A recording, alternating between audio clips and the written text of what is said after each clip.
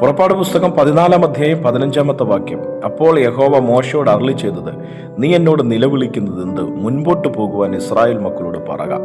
4 വശത്തും വഴി അടയപ്പെട്ട് മുൻപോട്ട് പോകുവാൻ കഴിയാതെ നിൽക്കുന്ന ഇസ്രായേൽ ജനത്തോടും മോശയോടുമുള്ള ദൈവശബ്ദമാണ് മുൻപോട്ട് പോകുക.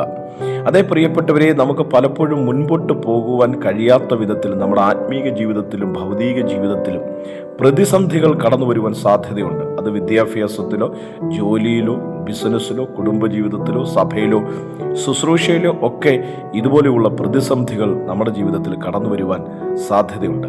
എന്നാൽ അതിൻ്റെ നടുവിൽ ദൈവത്തിന് നമ്മളോട് പറയുവാനുള്ള ദൂത് മുൻപോട്ട് പോവുക എന്നുള്ളതാണ്. ദൈവശബ്ദം കേട്ട് ഇസ്രായേൽ ജനം മുൻപോട്ട് പോയപ്പോൾ അവർ പ്രതീക്ഷിക്കാത്ത വഴി അവരുടെ മുൻപാകെ തുറക്കുവാൻ ദൈവത്തിന് കഴിഞ്ഞു. ഇന്ന് ഈ വചനം കേൾക്കുന്ന ആരെങ്കിലും ഏതെങ്കിലും സാഹചര്യങ്ങളോട് എനിക്ക് മുൻപോട്ട് പോകുവാൻ കഴിയത്തില്ല എന്ന് ധരിച്ച് ഒതുങ്ങിയിരിക്കുന്നുണ്ടെങ്കിൽ ദൈവത്തിൻ്റെ പരിശുദ്ധാത്മാവ് നിങ്ങളോട് പറയുന്നു, മുൻപോട്ട് പോവുക. മുൻപോട്ട് പോകാൻ തയ്യാറാകാം. അത്ഭുതകരമായ വഴികൾ ദൈവം നമ്മുടെ ജീവിതത്തിന് മുൻപാകെ തുറക്കും. God bless you.